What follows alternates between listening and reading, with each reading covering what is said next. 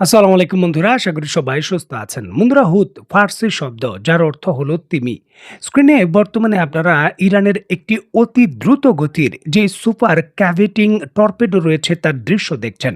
এটি সাধারণ কোনো টর্পেডো নয়, এটিকে আপনি পানির নিচে হাইপারসনিক মিসাইল বলতে পারেন। এই ধরনের হাই স্পিড যে টর্পেডো রয়েছে মূলত রয়েছে রাশিয়া এবং ইরানের কাছে। বাকি পৃথিবীর দেশগুলোর কাছে এই ধরনের প্রযুক্তি এখনো পর্যন্ত অ্যাভেলেবল নয়। দেখুন, ইরানের এই হুদ টর্পেডোর সবথেকে চমকপ্রদ বৈশিষ্ট্য হলো এর সুপার ক্যাভিটেশন প্রযুক্তি। পানির নিচে চলাচলের সময় এটি তার সামনের অংশ থেকে গ্যাস নির্গত করে নিজের চারপাশে একটি বায়ু স্তরের বুদবুদ তৈরি করে। এর ফলে পানির ঘর্ষণ প্রায় শূন্যের কোঠায় নেমে আসে এবং এটি অবিশ্বাস্য দ্রুত গতি অর্জন করতে পারে, যেটা সাধারণ টর্পেডো কখনো পারবে না। দেখুন, বর্তমান পৃথিবীতে সাধারণ যে সকল টর্পেডোগুলো রয়েছে সেগুলো 50 থেকে 60 কিলোমিটারের মতো গতি তুলতে পারে, যেখানে ইরানের এই হুদ টর্পেডো এর থেকেও প্রায় বলতে পারেন 6 থেকে 7 গুণ প্রতি ঘন্টায় 360 কিলোমিটার গতিতে পানির নিচে ছুটতে পারে, যেটি অবিশ্বাস্য গতি, বলতে পারেন পানির নিচের হাইপারসনিক মিসাইল। দেখুন, যুক্তরাষ্ট্রের সামরিক বিশেষজ্ঞদের ধারণা এটি রাশিয়ার তৈরি যে বিখ্যাত BA-111 সাকবাল টর্পেডো রয়েছে এই রিভার্স ইঞ্জিনিয়ারিং এর মাধ্যমে ইরান তৈরি করেছে এবং ইরানের এটি নিজস্ব সংস্করণ। 2006 সালে ইরান প্রথম এই সুপার টর্পেডোটির পরীক্ষা চালায়, তবে এখন পর্যন্ত যুদ্ধক্ষেত্রে আনুষ্ঠানিকভাবে ইরান এটি ব্যবহার করেনি। দেখুন, এই দ্রুত গতির যে পানির নিচে হাইপারসনিক মিসাইলের মতো টর্পেডো রয়েছে এটি সাবমেরিন দ্রুত গতির স্পিড বোট এবং সারফেস শিপ থেকেও নিক্ষেপ করা যায়। যদিও এর রেঞ্জ খুব একটা বেশি নয়, 10 থেকে 13 কিলোমিটার, তারপরও সাধারণ যেই সকল টর্পেডো রয়েছে তা থেকে অনেকটাই বেশি। রিসেন্টলি ইরানের যিনি সংসদের স্পিকার রয়েছেন গালিভাভ, তিনি তার বক্তব্যে বলেছেন যুক্তরাষ্ট্রের নেভিকে আটকে দেওয়ার জন্য তাদের কাছে একটি কার্ড রয়েছে, এখনো অনেক অস্ত্র গোপন রয়েছে। সামরিক বিশেষজ্ঞরা কিন্তু ইরানের এই সুপার কার্ড হিসাবে এই যে হুদ সুপার ফাস্ট টর্পেডো রয়েছে এই বিষয়টি গুরুত্ব সহকারে উল্লেখ করছেন। কারণ হরমুজ প্রণালীর যে কোনো ধরনের প্রতিবন্ধকতা এবং যুক্তরাষ্ট্রের যে বিশাল সামরিক নৌবাহিনী রয়েছে তাকে প্রতিহত করার জন্য এবং তার জন্য শক্তিশালী চ্যালেঞ্জ তৈরি করার জন্য এই টর্পেডোটি একটি বড় ভূমিকা পালন করতে পারে। এবং এই টর্পেডোটিকে কার্যত সামরিক টেকনোলজি দিয়ে প্রতিরোধ করার ক্ষেত্রে যুক্তরাষ্ট্রের যে প্রযুক্তিগত সীমাবদ্ধতা সেটা দৃশ্যমান। কারণ আপনি আকাশে আগত মিসাইলকে প্রতিহতর জন্য আপনার আকাশ প্রতিরক্ষা ব্যবস্থা ব্যবহার করতে পারবেন, তবে সাধারণ টর্পেডো থেকে প্রায় 6 থেকে 7 গুণ দ্রুত গতিতে পানির নিচে যে টর্পেডো ছুটে আসবে তাকে প্রতিহত করার জন্য কোনো অস্ত্র ব্যবহার করতে পারবেন না, শুধুমাত্র বিশাল জাহাজটির মুভমেন্ট ছাড়া।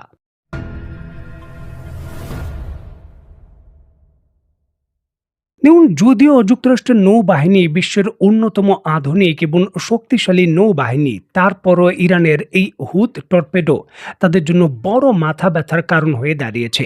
দেখুন, টেকনিক্যালভাবে এর যে গুরুত্বপূর্ণ বৈজ্ঞানিক কারণ রয়েছে তার কিছুটা আপনাদের কাছে আমি বিশ্লেষণ করতে চেষ্টা করছি। দেখুন, সাধারণ টর্পেডো পানির ভেতর দিয়ে তার যে প্রোপেলার রয়েছে তা ঘুরিয়ে চলে, যেখানে পানির বিপুল ঘর্ষণ এবং ড্রাগের ফলে গতিকে তো সীমিত করেই, সাথে সাথে পানির ভেতর নয়েজ তৈরি করে। আর এর জন্য কিন্তু যুক্তরাষ্ট্রের নৌবাহিনীর যে জাহাজের সোনার সিস্টেম রয়েছে আগত টর্পেডোকে শনাক্ত করতে পারে। তবে ইরানের যে টর্পেডো রয়েছে হুদ, সেটা প্রোপেলার দিয়ে চলে না। এই টর্পেডোর সামনে নোজের দিকে চ্যাপ্টা আকারের একটা জিনিস থাকে যার মধ্যে চলার সময় তীব্রভাবে গ্যাস নির্গত হয়। এর জন্য একটি বাবেল তৈরি করে পানির নিচে কৃত্রিমভাবে, যার জন্য পানির ভেতর কোনো ঘর্ষণ ছাড়াই এটা দ্রুত গতিতে চলতে পারে। আর এর জন্য সোনার সিস্টেম দিয়ে এটাকে শনাক্ত করা খুবই কঠিন।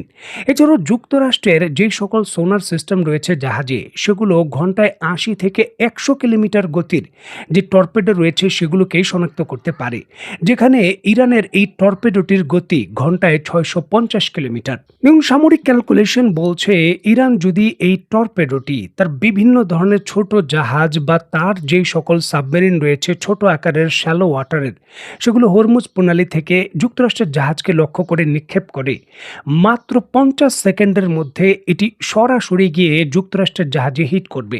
আর এই 50 সেকেন্ডের মধ্যে যে কোনো টর্পেডোর বিরুদ্ধে প্রতিক্রিয়া দেখিয়ে জাহাজকে ঘুরিয়ে ফেলা খুবই বলতে পারেন অসাধ্য ব্যাপার, সম্ভব নয়। দেখুন, মার্কিন নৌবাহিনী ইনকামিং টর্পেডো থেকে বাঁচতে যে নেক্সিসের মতো আধুনিক অ্যাকোস্টিক ডিকয় সেটা ব্যবহার করে, এগুলো ফেক সাউন্ড তৈরি করে সাধারণ হোমিং টর্পেডোগুলো যেগুলো শব্দ এবং তাপ অনুসরণ করে তাকে বিভ্রান্ত করে জাহাজকে বাঁচায়। তবে এই হুথ যে টর্পেডো রয়েছে সেগুলো গাইডেড নয়, আনগাইডেড।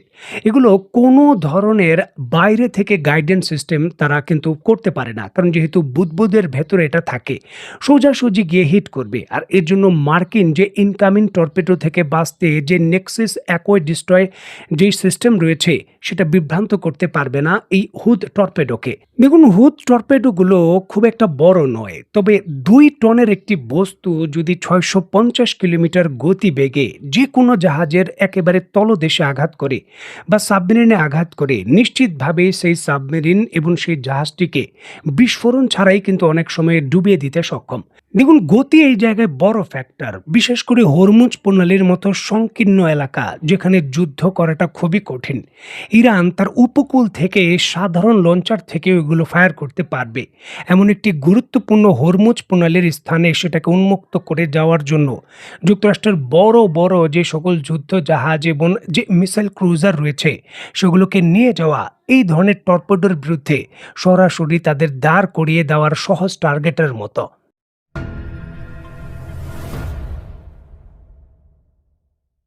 দেখুন, যুক্তরাষ্ট্র একটি সুপার পাওয়ার, তাদের কাছে বহু আধুনিক প্রযুক্তি পূর্ব থেকেই ছিল। সুতরাং এই ধরনের একটি বড় শক্তির বিরুদ্ধে যুদ্ধ করতে গেলে বা সংঘাতে জড়ালে কি ধরনের সংকট তৈরি হতে পারে, এই বিষয়ে চীন, রাশিয়া এবং ইরান অনেক আগে থেকেই রিসার্চ করছে এবং এই বিষয়ে কৌশলগত তারা প্রস্তুতি 2006 সাল থেকে বা 2010 সাল থেকেই তারা নিচ্ছে।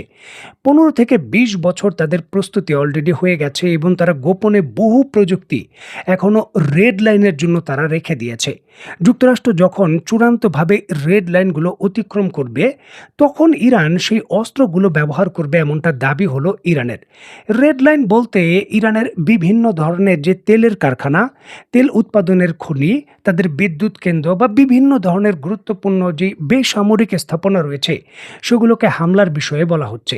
এখন ডোনাল্ড ট্রাম্প যেহেতু হুমকি দিয়েছেন যে বিদ্যুৎ উৎপাদন কেন্দ্র এবং বিভিন্ন ইরানের ব্রিজে হামলা করা হবে, এটি রেড লাইন ক্রস করার মতোই দেখছে ইরান। আর এখন কিন্তু তাদের অত্যন্ত সংবেদনশীল একেবারে শেষ পর্যায়ের যে অস্ত্রগুলো রয়েছে তার এক একটি তারা ব্যবহারের কিন্তু সিদ্ধান্ত নিচ্ছে বা ডিপ্লয় করছে। দেখুন, ইরান যেমনটা দাবি করছে, এর পূর্বে তারা যুক্তরাষ্ট্রের বিভিন্ন জাহাজে বা বিভিন্ন ডেস্ট্রয়ারকে ডুবিয়ে দেওয়ার জন্য বড় হামলা করেনি। তারা যে সকল হামলা করেছে ড্রোন দিয়ে, সেগুলো সতর্কতামূলক বা এই সক্ষমতা দেখানোর জন্য যে হামলা করার পূর্ণাঙ্গ প্রযুক্তি তাদের রয়েছে। তবে ইরান এইবার দাবি করছে তারা একেবারে রেড লাইন অতিক্রম করে যুক্তরাষ্ট্রের জাহাজগুলোকে ডুবিয়ে দেওয়া, বড় ক্ষতি করার ইস্যুকে কেন্দ্র করে হামলা করতে পারে, যার প্রস্তুতি হিসেবেই কিন্তু তারা এই হুদ যে সুপার মিসাইলটি রয়েছে বা সুপার যে টর্পেডোটি রয়েছে সেটি ব্যবহার করতে যাচ্ছে। দেখার বিষয়, অত্যন্ত গুরুত্বপূর্ণ এই প্রযুক্তির বিরুদ্ধে যুক্তরাষ্ট্র তার সামরিক বাহিনী এবং প্রযুক্তির মাধ্যমে কি করে প্রতিরোধ এবং প্রতিহত করে। তো বন্ধুরা, আজকের মতো বিদায়। নতুন কোনো ভিডিও নিয়ে আবার দেখা হবে। সেই পর্যন্ত সবাই ভালো থাকবেন, সুস্থ থাকবেন এবং বাংলাদেশকে ভালোবাসবেন। আল্লাহ হাফেজ।